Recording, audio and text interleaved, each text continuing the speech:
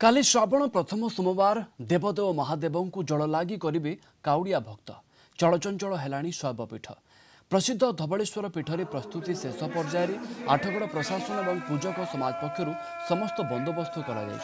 श्रावण सोमवार हजार हजार संख्यार काउड़िया भक्तों समागम हो श्रृंखलित दर्शन पर बैरिकेड व्यवस्था कर पक्षरे चलित वर्ष प्रथम थर पर बाबा धवलेश्वर पीठ को प्लास्टिक कलश जल आने को निषेध कर जो भक्त प्लास्टिक कलश जल आने से जल लगी कर वंचित रे प्रशासन कही प्रबल परिमाण भिड़ हुए आम श्रावण मसरे सोमवार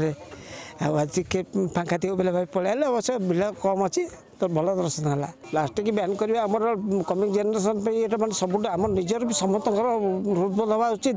जे आम समस्त निज तरफ के प्लास्टिक जिते पारे कम व्यवहार करवा कि बर्तन करवा कटक बारंबार आसे किंतु आसीपारे तो आज हठात मन को आसला ना जिमी आसीगली भलरे जाकि दर्शन करके आस माटी जिनस धातु जिनस ठाकुर पाखे दबाटा शुद्ध शुभ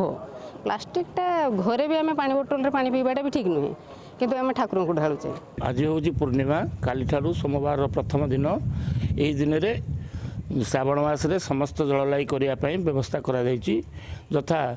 नुआ ब्रिज बाट दे बारिकेड करा से बारिकेड माध्यम समस्ते जाई मंदिर में पहुँचे एवं मंदिर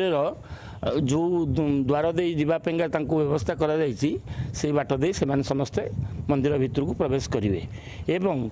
प्रथम जिनस हूँ ये जल लगी करने धवलेश्वर को जो मैंने आसी से गोटे जिनस वर्जन करने कहुई जहाद्वारा कि सेटा हूँ आपणकर समस्त विश्वर गोटे मंगल करा जहाद्वारा कि प्लास्टिक टाक टोटाल भाव वर्जन करा।